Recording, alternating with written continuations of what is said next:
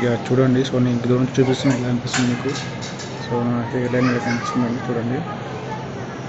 So చూడొచ్చు ఇప్పుడు కూడా హెయిర్ ఎలా ఉందో. యా సో ఇప్పటికైతే ఇలా ఉంది నా ప్రెజెంట్ హెయిర్ అయితే. సో నేను డోర్ ఏరియా చూపిస్తాను. డోర్ ఏరియా సో నాకైతే మంచి ఫీలింగ్ వస్తుందండి చూడొచ్చు.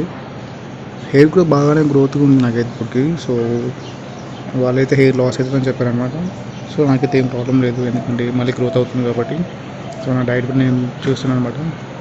అండ్ ఇంకోటి వాళ్ళు చెప్పినట్టు కూడా అండ్ బ్యాడ్ హ్యాబిట్స్ ఏమైనా ఆల్కహాల్ లేదా సిగరెట్ తాగడం ఏమైనా ఉంటే మాత్రం ఖచ్చితంగా హెయిర్ ఫాల్ అయ్యే ఛాన్స్ ఉంటుంది అనమాట. సో నాకైతే అంత అలవాటు లేదు.